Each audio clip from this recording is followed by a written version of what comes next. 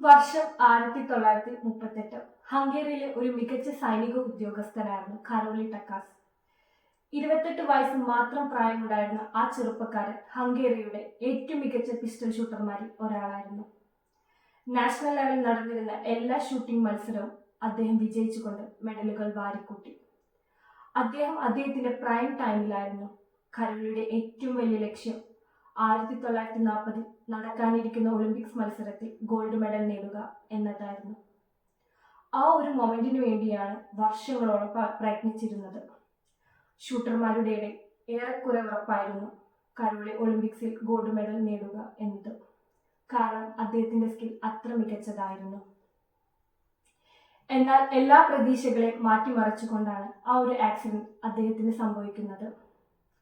1938 ആർമിയുടെ ഒരു ട്രെയിനിങ് ക്യാമ്പിൽ വെച്ച് ഗ്രനേഡ് പൊട്ടിത്തെറിച്ച് അദ്ദേഹത്തിന്റെ വലം കൈയുടെ പ്രവർത്തനം പൂർണ്ണമായി നഷ്ടപ്പെടും വിധം ഇഞ്ചുവേർഡായി. അദ്ദേഹം ഷൂട്ടിങ്ങിന് വേണ്ടി ഉപയോഗിച്ചിരുന്ന വർഷങ്ങളോളം പ്രയത്നിച്ചിരുന്ന വലം കൈ നഷ്ടമായതോടെ അദ്ദേഹത്തിന്റെ സ്വപ്നങ്ങളെല്ലാം തകർന്നു. എന്നാൽ കഥ ഇനിയാണ് ആരംഭിക്കുന്നത്. കരോളി ടക്കാസ് നിശ്ചയദാർഢ്യത്തിന്റെയും പ്രയത്നത്തിന്റെയും കഥയാണ്.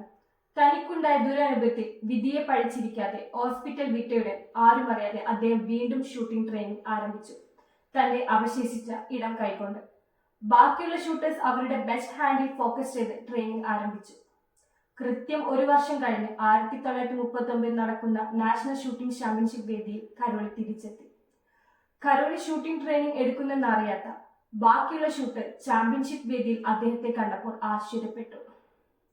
തനിക്ക് ഇത്തരം ദുർവിധി ഉണ്ടായിട്ടും കോമ്പറ്റീഷനിൽ പങ്കെടുക്കാൻ എത്തിയ ഷൂട്ടർമാരെ കൺഗ്രാജുലേറ്റ് ചെയ്യാൻ വേദിയിലെത്തിയതാണ് കരോളി എന്ന് കരുതി ബാക്കിയുള്ള ഷൂട്ടർമാരെല്ലാം അദ്ദേഹത്തിന്റെ സ്പോർട്സ്മാൻഷിപ്പിനെ പ്രശംസിച്ചു. എന്നാൽ അദ്ദേഹത്തിന്റെ മറുപടി കേട്ട് അവർ ഒന്നടങ്കം ഞെട്ടി.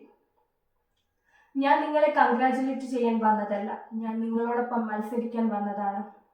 ഗ്രനേഡ് സ്ഫോടനത്തിൽ തന്റെ ഷൂട്ടിംഗ് ഹാൻഡ് നഷ്ടപ്പെട്ട കരോളി എങ്ങനെയാണ് മത്സരത്തിൽ പങ്കെടുക്കുക എന്നോർത്ത് അവർ ആശ്ചര്യപ്പെട്ടു. കാരണം മത്സരത്തിൽ പങ്കെടുക്കാൻ വന്നവരാണ് സാധാരണക്കാരല്ല, രാജ്യത്തിന്റെ best of the best shooters ആണ്. അവർക്കൊപ്പം ഒരു കൈയില്ലാത്ത കരോളി എങ്ങനെയാണ് മത്സരിക്കുക? എന്നാൽ അധികം വൈകാതെ ആ ചോദ്യത്തിനുള്ള മറുപടി കരോളി നൽകി. ബാക്കിയുള്ള ഷൂട്ടേഴ്സ് വർഷങ്ങളോളം പ്രാക്ടീസ് ചെയ്ത് അവരുടെ ബെസ്റ്റ് ഹാൻഡ് കൊണ്ട് മത്സരത്തിൽ പങ്കെടുത്തപ്പോൾ കരോളി വെറും ഒരു വർഷം കൊണ്ട് തന്റെ ഇടം കൈ കൊണ്ട് ട്രെയിനിങ് ചെയ്ത് അവരെ നിഷ്പ്രഭമാക്കി. ആ വർഷത്തെ നാഷണൽ ചാമ്പ്യൻഷിപ്പ് സ്വന്തമാക്കി. അവിടെയും അദ്ദേഹം നിർത്തിയില്ല. കരോളിക്ക് തന്റെ ഇടം കൈ രാജ്യത്തിന്റെ ബെസ്റ്റ് ഹാൻഡ് അല്ല, ഈ ലോകത്തിന്റെ തന്നെ ബെസ്റ്റ് ഹാൻഡ് ആക്കണം എന്നായിരുന്നു. തന്റെ സ്വപ്നങ്ങളെ മുറുകെ പിടിച്ചുകൊണ്ട് കരോളി വീണ്ടും ട്രെയിനിങ് ആരംഭിച്ചു 1940 നടക്കാനിരിക്കുന്ന ഒളിമ്പിക്സിന് വേണ്ടി.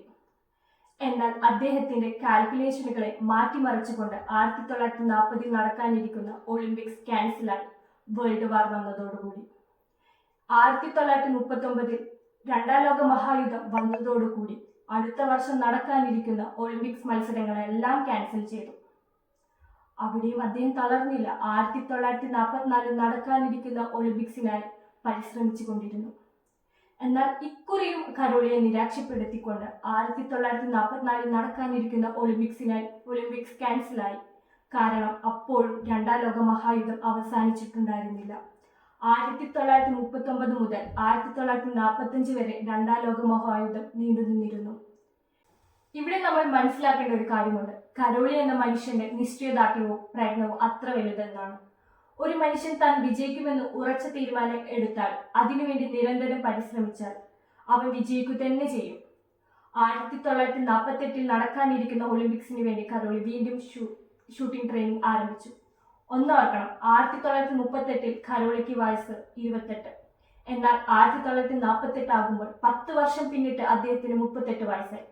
പുതിയ ജനറേഷനിലെ ആധുനിക ട്രെയിനിങ് നേടിയ ഷൂട്ടേഴ്സിനൊപ്പം ഒരു 38 വയസ്സുകാരൻ പിടിച്ചു നിൽക്കുക എന്നത് അത്ര ബുദ്ധിമുട്ടേറിയ ഒരു കാര്യമാണ്. ലോകത്തിലെ വിവിധ രാജ്യങ്ങളിൽ നിന്നുള്ള മികച്ച ഷൂട്ടേഴ്സ് അവരുടെ ട്രെയിനിങ് നേടിയ ബെസ്റ്റ് ഹാൻഡ് കൊണ്ട് വന്നപ്പോൾ കരോളി തന്റെ ഓൺലി ഹാൻഡുമായി കോമ്പീറ്റ് ചെയ്തു. അങ്ങനെ എല്ലാവരെയും വിസ്മയിച്ചുകൊണ്ട് ആ വർഷത്തെ ഒളിമ്പിക്സ് ഗോൾഡ് മെഡൽ അദ്ദേഹം സ്വന്തമാക്കി. ഈ ഒരു മൊമെന്റിന് വേണ്ടിയാണ് ഈ വർഷം അത്രയും കരോളി കാത്തിരുന്നത്. അത് സഫലമായി. എന്നാൽ അവിടെയും അദ്ദേഹം നിർത്തിയില്ല. 1952 നടന്ന ഒളിമ്പിക്സിന് കരോളി വീണ്ടും ഗോൾഡ് മെഡൽ കരസ്ഥമാക്കി. അന്ന് അദ്ദേഹത്തിന് പ്രായം 42 വയസ്സ്. അന്നേ വരെ ഒളിമ്പിക്സിൽ തുടർച്ചയായി 2 വർഷം ഗോൾഡ് മെഡൽ ആരും തന്നെ സ്വന്തമാക്കിയില്ല. അങ്ങനെ കരോളി ഒളിമ്പിക്സിൽ ചരിത്രം സൃഷ്ടിച്ചു. ഇങ്ങനെ ഓരോ പതനത്തിലും അടിപതാറാതെ മുന്നേറിയ കരോളിയുടെ കഥ നമ്മുടെ ജീവിതത്തിലേക്ക് ഉൾക്കൊള്ളാം. നിങ്ങൾക്കൊരാഗ്രഹമുണ്ടെങ്കിൽ അതത്ര വലുതോ ചെറുതോ ആകട്ടെ, അതിനുവേണ്ടി നിരന്തരം പരിശ്രമിച്ചാൽ നിങ്ങൾക്കത് നേടാൻ സാധിക്കും. ഇന്നു മുതൽ ഞാനും അങ്ങനെ ഒരു ആഗ്രഹത്തിന്റെ പിന്നാലെയാണ്. ഈ യാത്രയിൽ എല്ലാവരുടെ സപ്പോർട്ട് കൂടെ ഉണ്ടാകുമെന്ന് കരുതുന്നു.